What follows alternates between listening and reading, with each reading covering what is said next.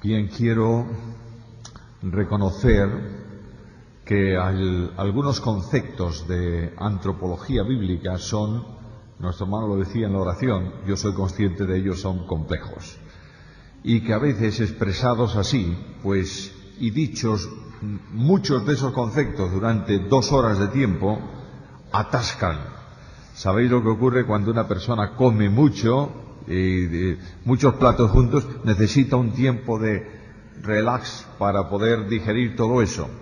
De manera que voy a procurar esta noche y las siguientes noches hacerlo más sencillo. No quiero decir con esto que vamos a bajar el nivel de la enseñanza, pero voy a hacer todo lo posible por expresar esos conceptos de una forma mucho más sencilla, que podamos entenderlos sin dificultades cada uno de nosotros. Retomamos el estudio de ayer y recordaréis que concluíamos mencionando distintas posiciones en relación, voy a tomar el texto exactamente o el pasaje, en relación con la imagen y semejanza. ¿Os acordáis de esto? Que os decía que había la posición reformada o calvinista, la posición luterana, la posición arminiana, y nos fuimos para casa. Bueno, ¿y cuál es la que tenemos que adaptar? Porque 3 posiciones está bien que las conozcamos, pero ¿cuál debemos adoptar? Bueno, yo creo que la posición bíblica más consonante con la enseñanza en cuanto a imagen y semejanza es la posición calvinista moderada o reformada moderada. Se resume de una forma simple.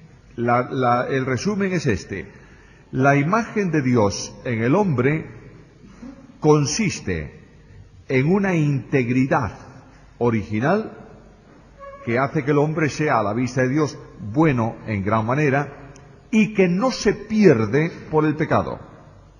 Porque el hombre, aun cuando pecó, no perdió la imagen de Dios en él. ¿Está claro? Pues así de sencillo. Esa es la posición bíblica más consonante con el sistema de enseñanza general tocante a esto.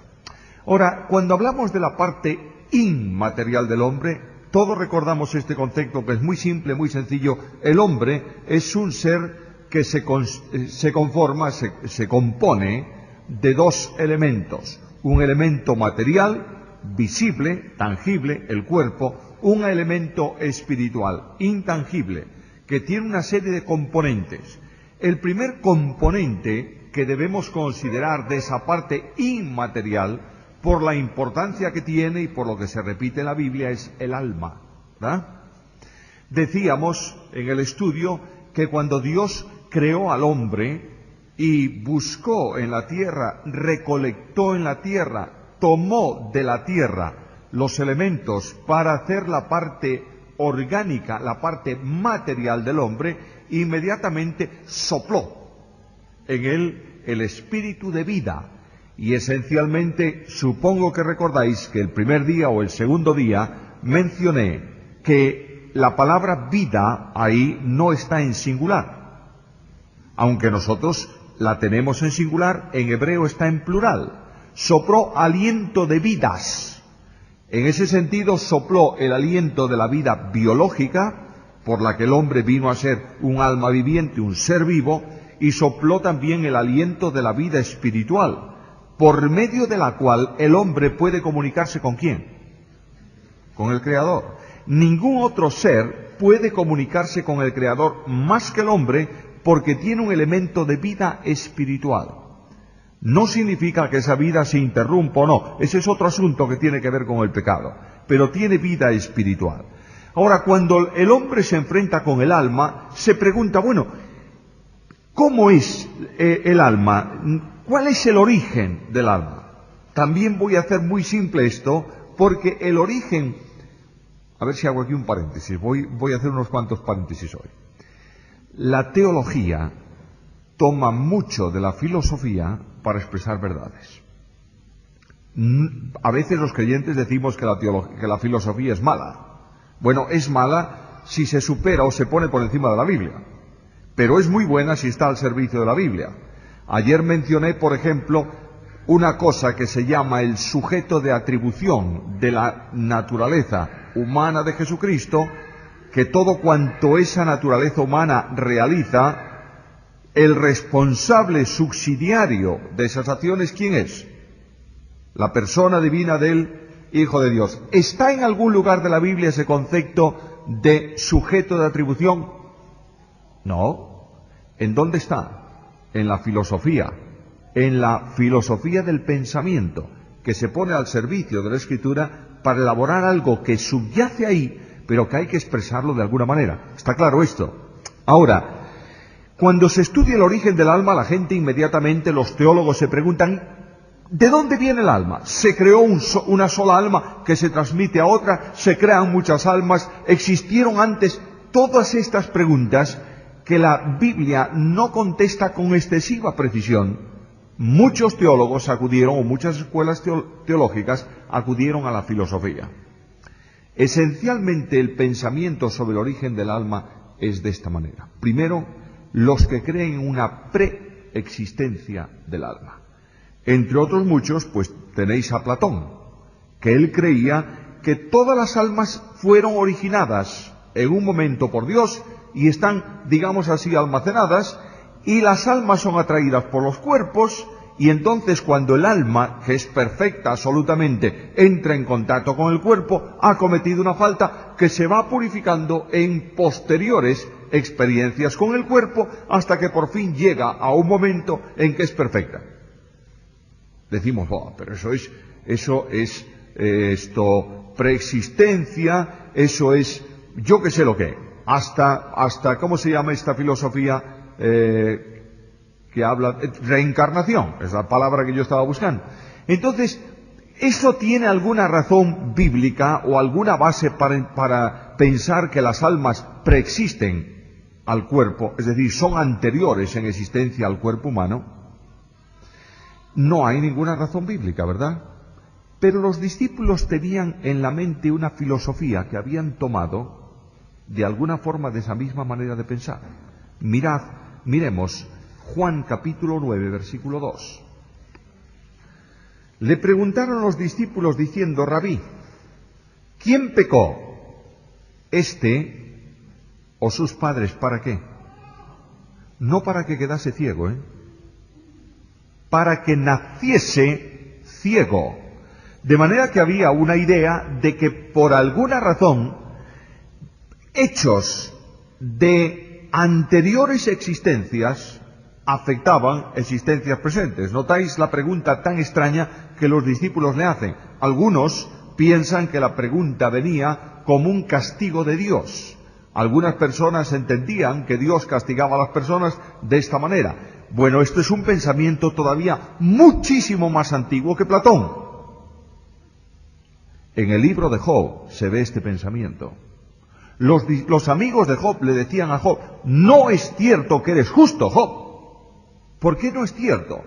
Porque Dios no castiga a los justos de esa manera, castiga a los perversos, de modo que tú eres un perverso que tratas de aparecer justo. Y Job sufre a lo largo de ese libro, se lee en el relato bíblico de una forma terrible, ¿o no?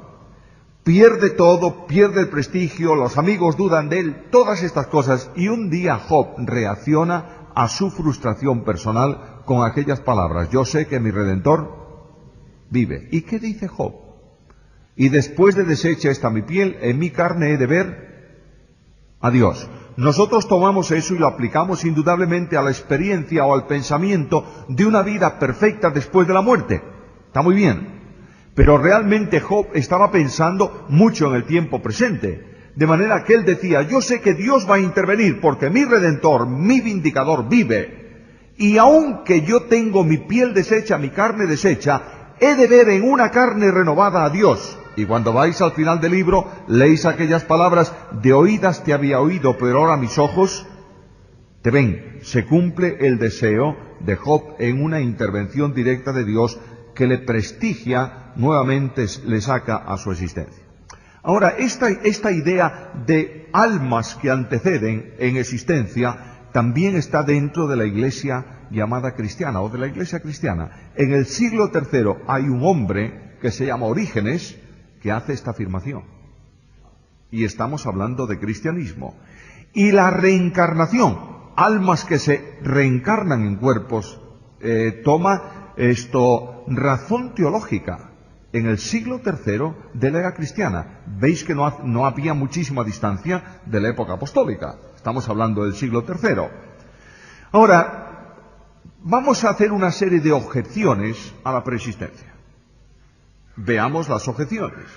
La Biblia nunca habla de preexistencia.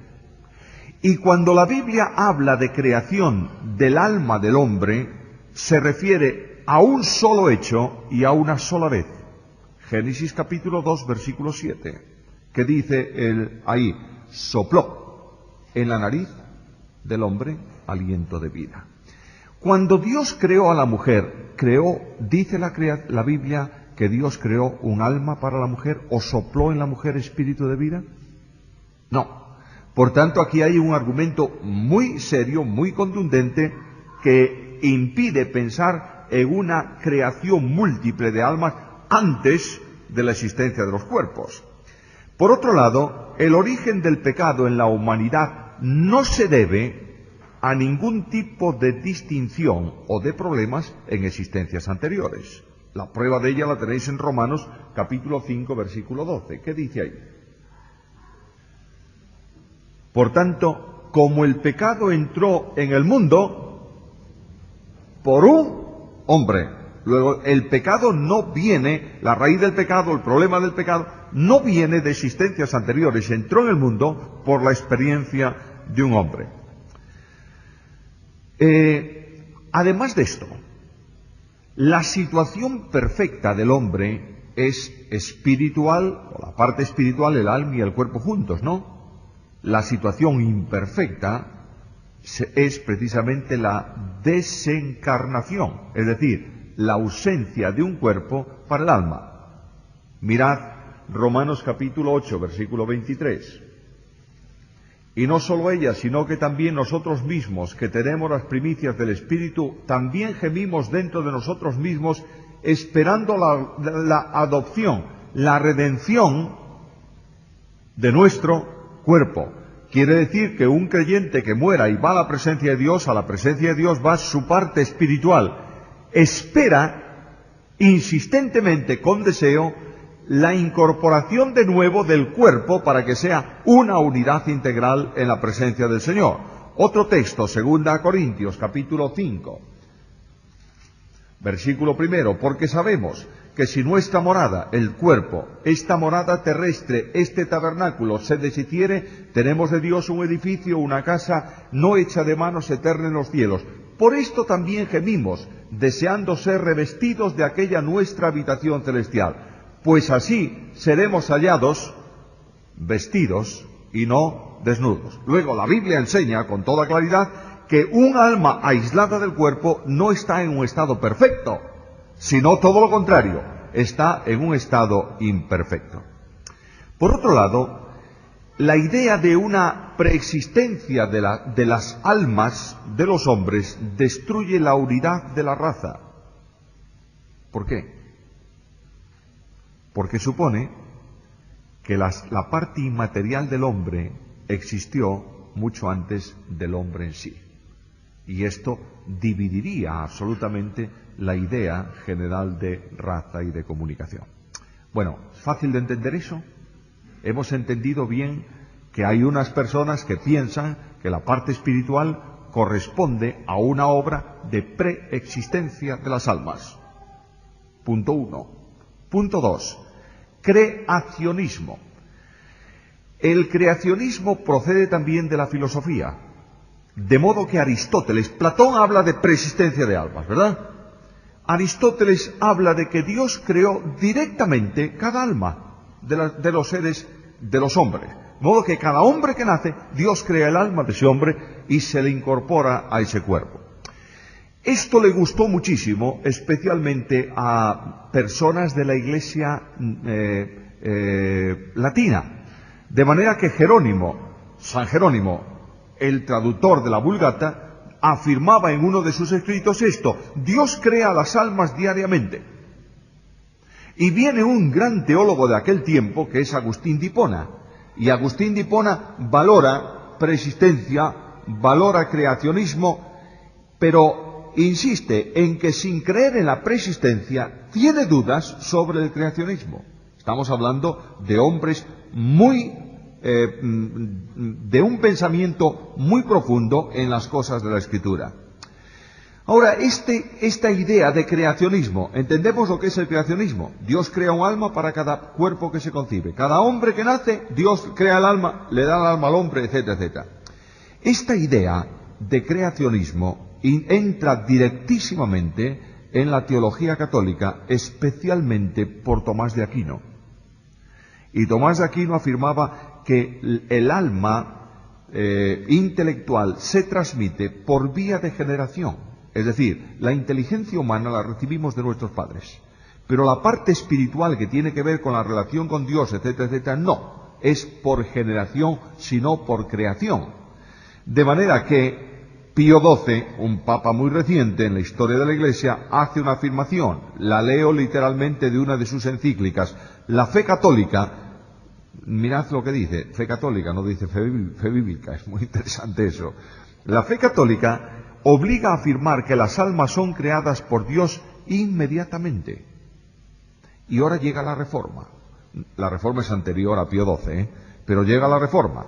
¿Y qué dicen los reformadores? Bueno, los reformadores no le prestan mucha atención a este asunto, porque el problema de los reformadores, lo veíamos ayer, era justificación por la fe, seguridad de salvación, etcétera, etcétera. De manera que como no tienen mucho que pensar sobre aquello, no piensan tanto en esto. Y Calvino sostuvo, yo creo que por tradición, la idea de creacionismo.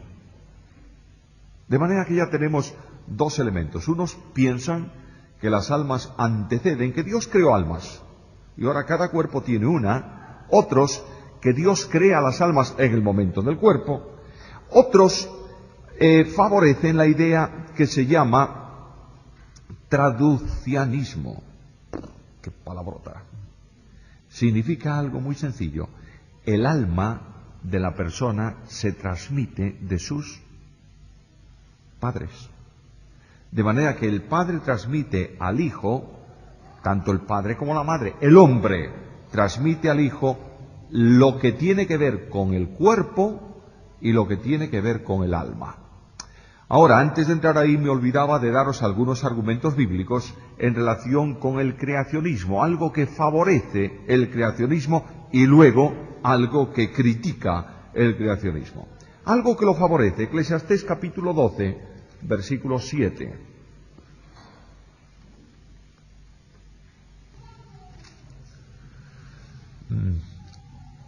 El polvo vuelve a la tierra como era y el espíritu vuela a Dios que lo dio. En este sentido, algunos piensan que ese espíritu que Dios dio a ese cuerpo, lo retoma nuevamente Dios para darlo a otro cuerpo nuevo. Otro texto, Isaías 57, 16. Porque no contenderé para siempre, ni para siempre me enojaré, pues decaería ante mí el espíritu y las almas que yo he creado. Bueno, veíamos estos días atrás que la palabra almas en el Antiguo Testamento no se refiere siempre a la parte inmaterial, se refiere a la persona en sí, al hombre en sí. Una cita, hay más, pero voy a tomar solamente una del Nuevo Testamento que algunos creen que es muy contundente en este sentido. Está en la carta a los Hebreos, capítulo 12 y versículo 9.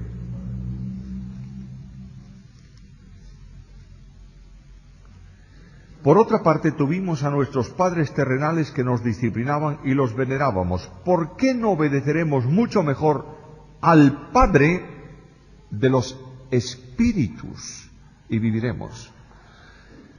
Y claro está, este texto dice, ¿ves? Dios es el Padre de los espíritus, la parte espiritual del hombre. Bien, espíritu no solamente tiene que ver con una parte del individuo, sino que hay una forma de expresión del lenguaje, una típica forma de expresar el lenguaje, que es tomar el todo por la parte, o el continente por el contenido. En este caso, ¿espíritu es el hombre? Sí, el Padre Dios no solamente es el creador de los hombres, sino el comunicador del espíritu del hombre. Por tanto, en ese sentido, se puede utilizar de esta manera. Tengamos mucho cuidado con el idioma, porque es muy rico, pero hay que entenderlo también. Por ejemplo, yo digo aquí, voy a beberme un vaso de agua. ¿Es correcta esa expresión? Es correcta. ¿Pero yo bebo un vaso de agua? No, yo bebo el agua de un vaso. De ahí que también cuando en el Nuevo Testamento se habla de la copa y del vino, tomamos a veces el simbolismo en la copa cuando realmente el simbolismo está en el vino contenido dentro de la copa.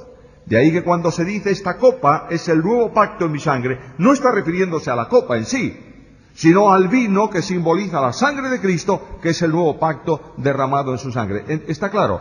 El lenguaje, por tanto, a veces, si vamos al literalismo radical del lenguaje, vamos a tener muchos problemas en cuanto a la interpretación bíblica. Bueno, con esto algunos dicen, pero de todas formas yo pienso en un creacionismo. Muy bien, vamos a ver alguna crítica al creacionismo. Capítulo 5 de Génesis, versículo 3. Y vivió Adán 130 años y engendró un hijo a su semejanza, conforme a su imagen, y llamó su nombre Set. ¿Qué engendró Adán? ¿Un cuerpo o un hijo? ¿Y ese hijo es un cuerpo o es un hombre completo? De manera que aquí tenemos un argumento que, de alguna manera, por lo menos hace recapacitar sobre la idea de creacionismo, ¿no es esto? Si los padres no engendran solo el cuerpo de los hijos, entonces también le tienen que transmitir la parte espiritual. Y si no le transmiten la parte espiritual, en ese sentido serían incluso inferiores a los propios animales. Capítulo 1 de Génesis, versículo 24. Luego dijo Dios, produzca la tierra seres vivientes según su género, bestias y serpientes y animales de la tierra según su especie, y fue así. Género y especie se transmiten de los padres a los hijos, y cada hijo de los animales reproduce exactamente, en la dimensión en que puede ser exacta, es decir, la misma calidad que los padres reproducen, el hijo reproduce las mismas características de los padres. Bueno, ¿alguien tiene otro argumento más contundente? Porque algunos pueden decir, bueno, es que no tenemos argumentos. Puede ser, no puede ser.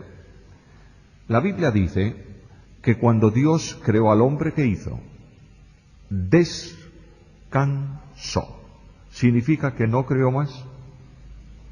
Si no creó más, entonces no puede haber creación actual de almas. Tiene que ser comunicación. ¿Entendemos esto bien? En el sentido, el razonamiento, yo no pregunto que estemos de acuerdo, entendemos ese razonamiento. Ahora, no hay tampoco, voy a poneros más inquietos, no hay tampoco una seguridad absoluta y total de que Dios haya concluido toda actividad creadora. Vamos a ver un texto, Salmo 104, versículo 30.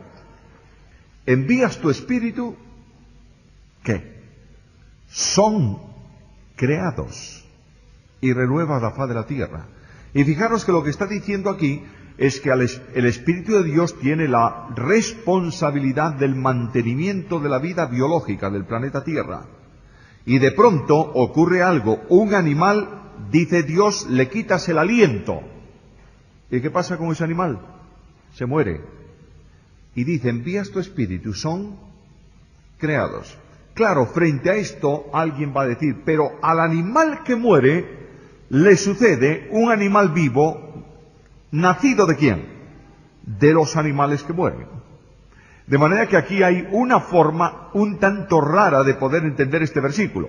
Este versículo puede entenderse como que la creación significa simplemente el hecho biológico de mantener lo que Dios regaló a la primera pareja. Dios regaló a la primera pareja de animales y de hombres un regalo específico, la fertilidad, mediante la cual la vida biológica del planeta va desarrollándose, y a padres muertos suceden hijos vivos. Muy bien. ¿Tenéis ya algo claro? Yo sigo con un montón de dudas en este asunto. Pero vamos a otra posición. Primera posición, repaso esto. Primera posición, antecesión de almas. No me encaja. Segundo, creacionismo. lo acepto con mis dudas. Tercero, traducianismo, no traduccionismo. Traduccionismo es un tipo que quiere traducir. Traducianismo es uno que transmite cosas. Traducianismo se deriva del latín, que significa hacer pasar algo a través de. De manera que lo que dice es que la raza humana fue creada por Dios en Adán. Punto. No hay más creación. Y desde Adán y Eva se propaga en todos los elementos espirituales y materiales a los restantes elementos de la especie de la raza humana en un proceso de transmisión, es decir, de reproducción. Ahora, la Biblia, ¿qué argumentos sólidos hay en favor de esto? Hay muchos. Uno de ellos es que la Biblia enseña que Dios sopló aliento de vida, parte inmaterial, solamente una vez, y solamente a una persona de la raza humana, que fue Adán. La reacción, lo dije antes, es que cuando la mujer fue creada, fue tomada de un hueso de Adán, de los elementos que ya Adán tenía. Es todo un enorme simbolismo. Y no dice el texto bíblico que Dios soplara en ella. Por tanto, ahí tenemos un argumento interesante. Otro argumento interesante. Cuando se habla de descendencia, se dice que fulano de tal estaba ya en los lomos de su padre. Por ejemplo, cuando el escritor de los Hebreos hace un argumento sumamente especulativo, diría yo, pero basado en esto, dice que Leví pagó diezmos en Abraham a Melquisedec. Por tanto, el que paga los diezmos es siempre inferior al que los recibe. ¿Por qué? Porque según el concepto bíblico, Leví estaba en Abraham. ¿Qué estaba de Leví en Abraham? ¿El cuerpo de Leví o Leví mismo? No se puede decir que Leví estaba si no estaba todo en Abraham. Este es otro de los grandes argumentos sobre la transmisión de la parte espiritual. Ahora, los ascendientes se vinculan a los descendientes y al revés, siempre como hombres. Romanos capítulo 1, versículo 3. Acerca de su Hijo, nuestro Señor Jesucristo, que era del linaje de David, según la carne.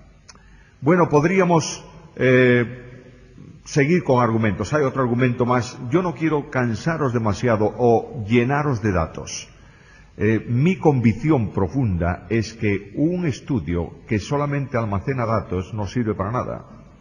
Tiene que producir efectos en la vida de la persona. Vamos allá con otro dato solo y dejo ese punto.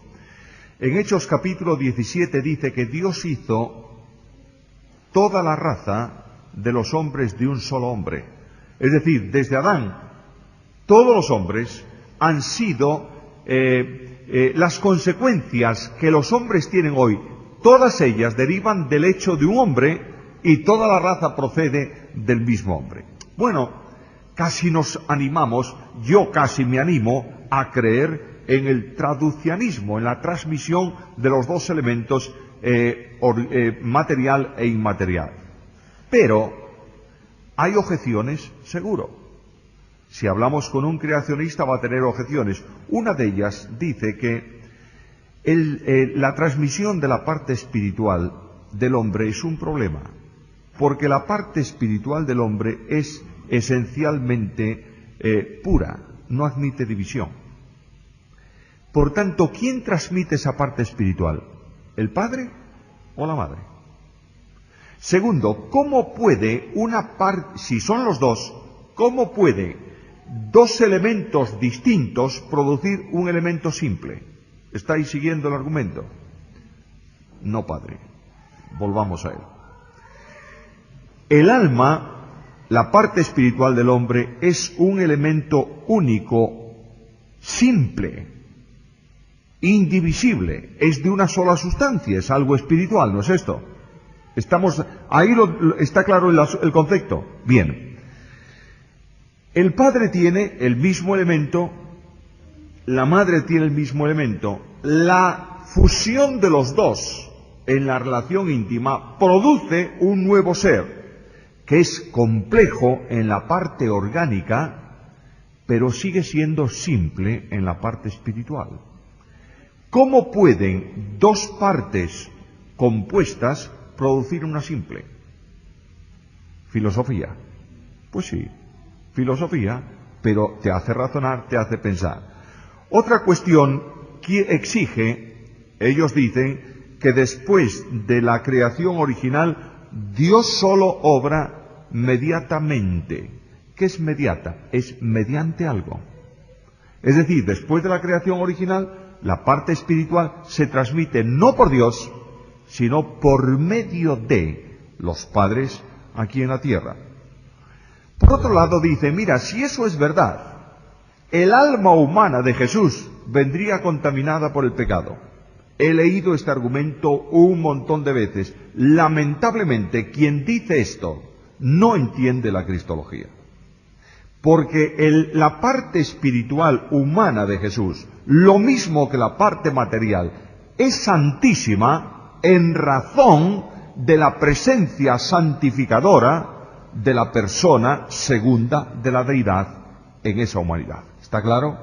Luego, la transmisión da lo mismo que sea de padre y madre, de madre sola, de padre solo no, pero de madre sola, da lo mismo en el sentido de que quien hace santo, absolutamente santo, santísimo, más sublime que los cielos, a Jesús de Nazaret, no es la humanidad de Jesús concebida por el Espíritu Santo, sino la segunda persona de la deidad que sustenta la humanidad del Señor. ¿Está claro?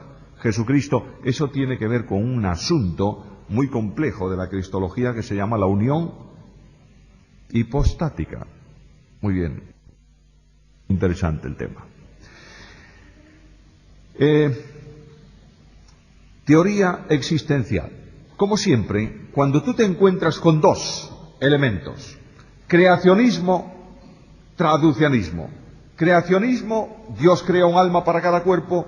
Traducianismo, creó una sola que se transmite. Llegas y dices, hay adeptos y hay quienes contradicen las dos posiciones. ¿Por dónde marcho? Y siempre sale alguien muy inteligente que dice, por la vía de medio. Tomamos de las dos y así no hay peleas. Llegamos a un acuerdo. La vía media dice que Dios dotó al hombre de capacidad procreadora. Te multiplicarás. Muy bien. Dios dota al hombre de la capacidad de comunicación de la vida biológica. Pero la vida espiritual es personalmente suya. De modo que lo que está haciendo es tomando de las dos cosas para crear algo. ¿Estamos de acuerdo con eso? Bueno, mirad, si alguien me dice, tienes que decantarte por una idea, y respeto absolutamente la idea ajena. Si alguien me dice, tienes obligatoriamente que definir de las tres una, escogerla como la más probable, por favor, entended esto, estoy hablando de probabilidades, porque es que la Biblia tampoco lo afirma tajantemente. Yo tomaría la posición de traducianismo, es decir, de transmisión de padres a hijos. Respeto tremendamente las otras ideas, y no me voy a pelear con ningún creyente que diga, no señor, es lo otra. Fantástico, con tal motivo tendremos ocasión de charlar mucho por el camino cada vez que nos veamos. Tú de tu tema y yo del mío, y algún día cuando lleguemos al cielo, a lo mejor tú me dices, ¿ves cómo yo tenía razón? Y te diré, pues sí señor, y me has hecho pensar durante mucho tiempo. Hago otro paréntesis aquí. Mirad, lo que manifiesta la infantilidad de un creyente, ¿sabéis qué es? La incapacidad de admitir una idea que no sea la suya. El creyente que solo tiene una idea, es monoidea, es un niño.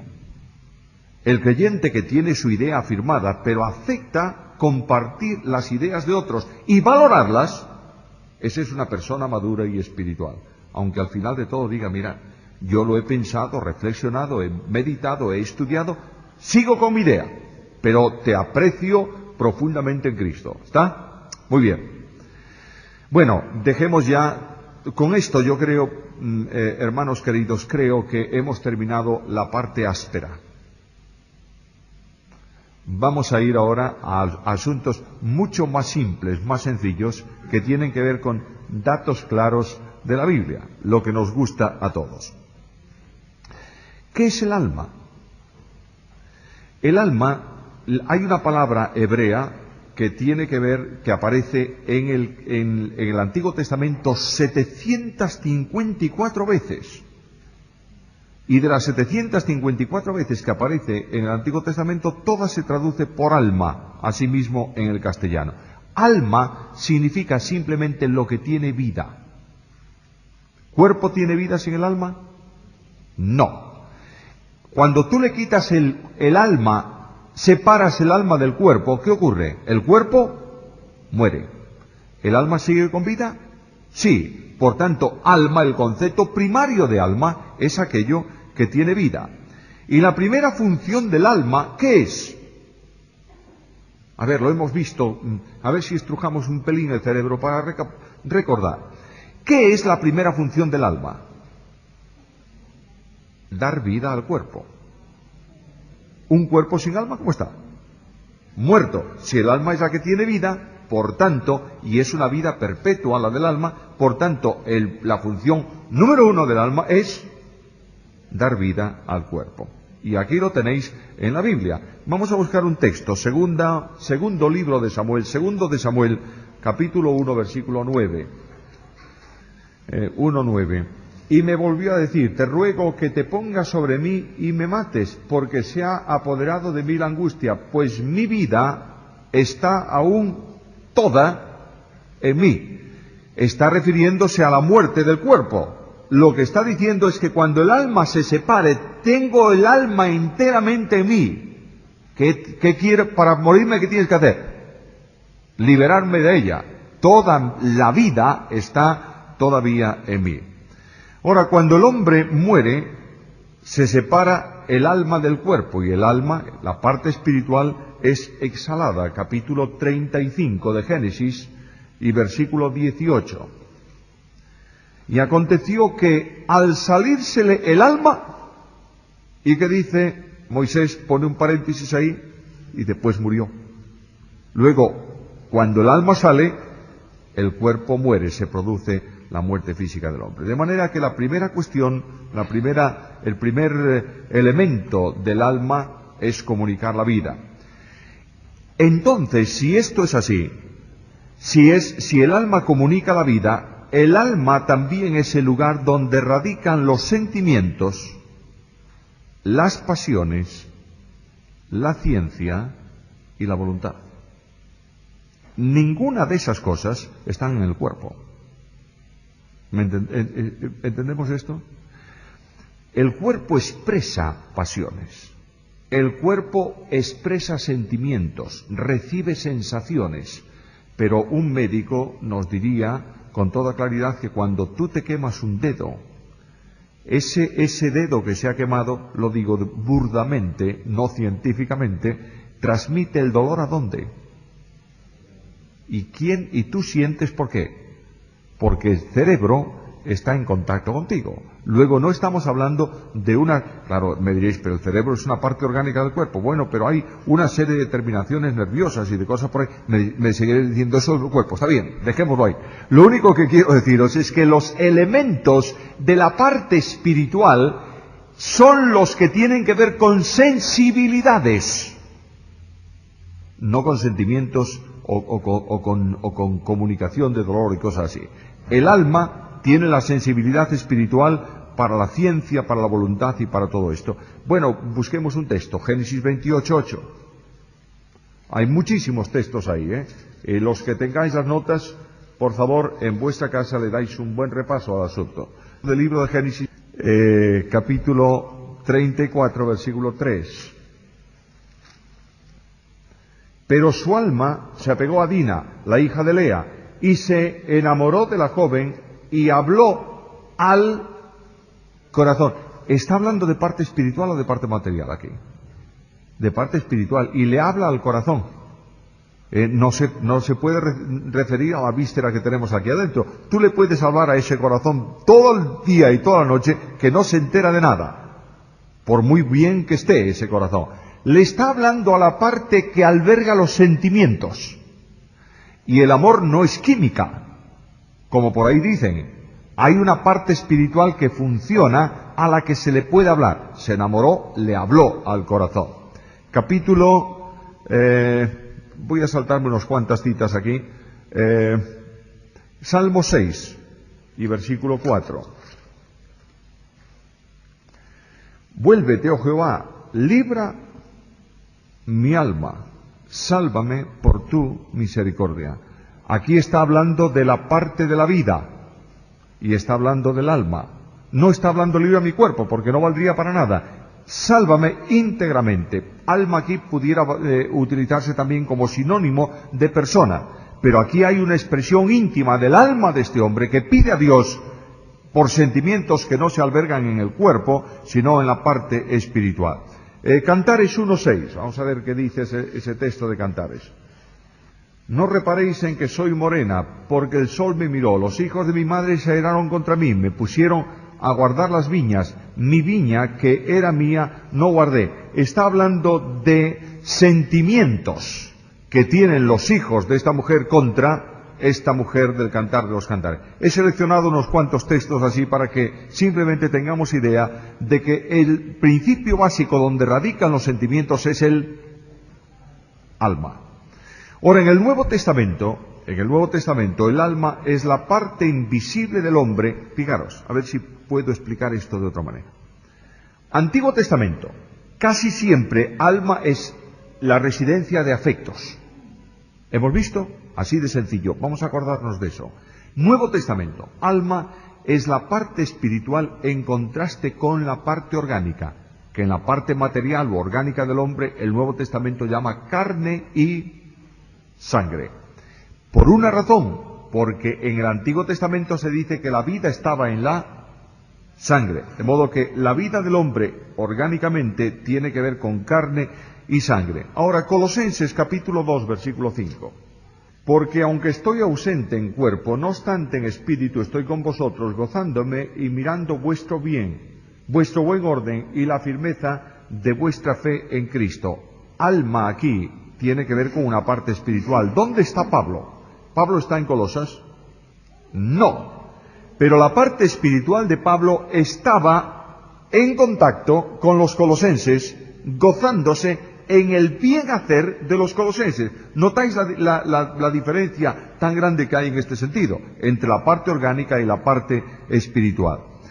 Primera Corintios capítulo 5 versículo 5. Ese es el caso de la excomunión de aquel hombre perverso de la iglesia en Corinto, y mirad lo que dice Pablo. Primera Corintios 5:5.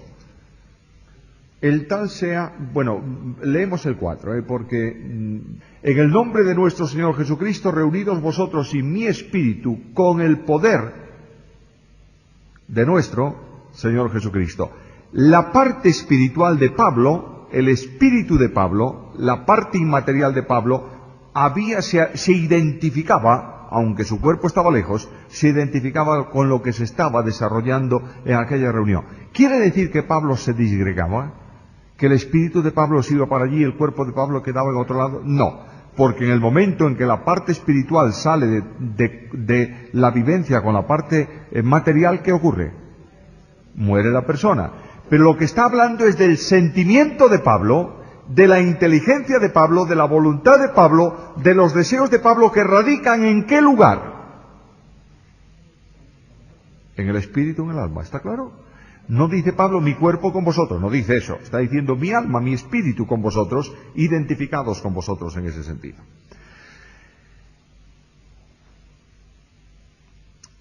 Primera carta a Corintios, capítulo 2, versículo 1. Así que, hermanos, cuando fui a vosotros para anunciaros el testimonio de Dios, no fui con excelencia de palabras o de sabiduría. Tiene que ver este asunto con la parte íntima del hombre que recibe un mensaje orientado hacia la sabiduría. En este caso, Pablo no habla con la sabiduría de los hombres, con la lógica de los hombres. Otra referencia al centro de la personalidad íntima del individuo.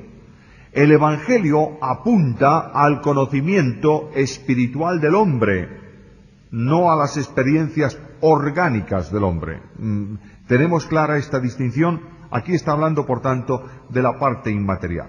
Ahora, en el alma se asienta nuestro yo. porque es nuestra propia vida y nuestro propio egoísmo personal. Las pasiones descansan en la parte anímica del individuo. Así que ese gran yo, cuando Pablo dice, con Cristo estoy juntamente crucificado y ya no vivo yo, tiene que ver con una experiencia espiritual que ocurre, que se produce en la vida de todo pecador y que sustituye al gran yo del hombre por el infinito tú de Dios. ¿Me entendisteis lo que dije? Si no se me entiende, por favor, pregunten. No quede nadie sin entender esto.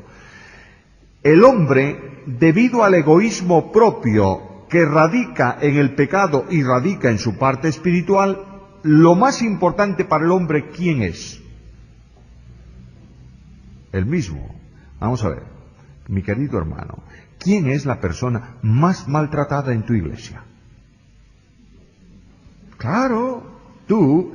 ¿Quién es la persona a la que menos se le reconocen los dones? A mí. Hombre, claro, ¿cómo no? Naturalmente, ese es el gran yo. Ahora, cuando tú te inviertes esa dinámica, y esto lo veremos en las últimas lecciones, inviertes la dinámica del yo, porque ese yo ha quedado crucificado con Cristo, ya no vives tú, ¿quién vive? Entonces, hay un tú que ha sustituido al yo, ¿verdad? Ya vive él, no vivo yo. Las ofensas que se realizan contra tus dones que no te dejan ejercer en la iglesia, no las hacen a Luis Pérez, las hacen al que dio el don, que es Dios por su Espíritu. ¿Te das cuenta cómo cambian las cosas? Cuando tú ofendes a un creyente intencionadamente, no te olvides que no estás ofendiendo a Juan Pérez. Estás ofendiendo, de alguna manera, al Señor de Juan Pérez, porque él vive en ese Señor. De ahí, esa es la gran lección que Pablo aprendió en el camino a Damasco. La primera lección de teología cristiana de Pablo fue esta: Saulo, ¿por qué si yo no te persigo a ti, persigo a los cristianos? Los cristianos y yo somos una misma cosa, es decir, una misma unidad espiritual.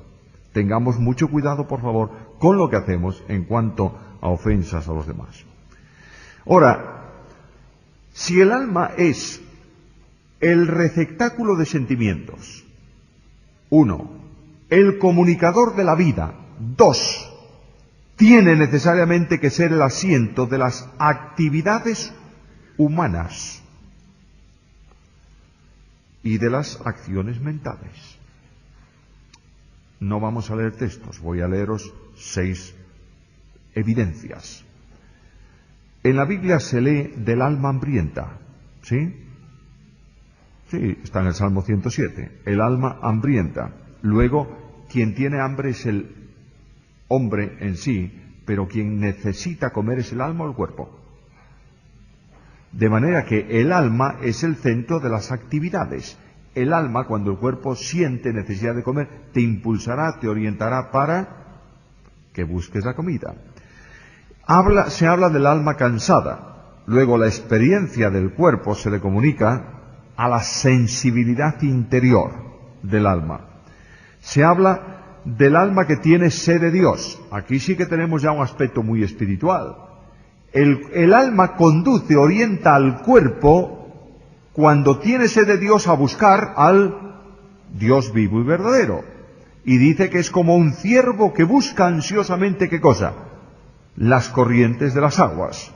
Se habla del alma que se entristece en Job 30 y se habla del alma que ama. Ahora bien, voy a plantearos una pregunta sumamente compleja. No es compleja, es de razonamiento puro. La parte inmaterial del hombre muere, desaparece. ¿No? Hebreos 10:39. Pero nosotros no somos de los que retroceden para perdición, sino de los que tienen fe para preservación del alma. Luego, si tú no tienes fe, ¿qué pasa? Se muere el alma. ¿Sí? ¿Puedes perder la salvación cuando pierdes tu fe? No. La salvación descansa en la gracia, no en la fe. Lo que está diciendo aquí es la utilización otra vez del término alma en relación con sentimientos y con hombre en toda la dimensión de la palabra. La fe no radica en el cuerpo, la fe radica en el alma, ¿no es esto? En el corazón del hombre.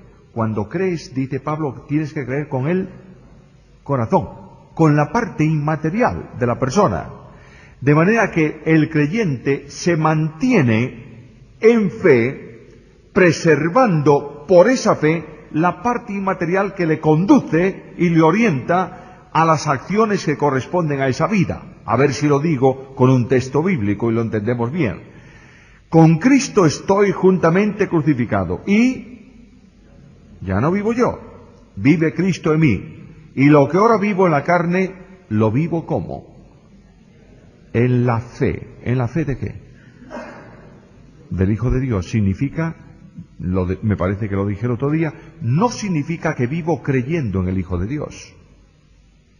No dice vivo creyendo, dice vivo en la fe de Él. La fe que corresponde a una vida de identificación con Cristo. Y la fe que no produce obras, ¿está? Ahora ya entendemos. El creyente persevera en la fe y perseverando en la fe preserva la actividad del hombre espiritual. ¿Está claro? Muy bien. Descansamos 10 minutitos, 10 minutos religiosos, y vamos a entrar luego después ya en otros aspectos de la parte inmaterial del hombre de una forma rápida.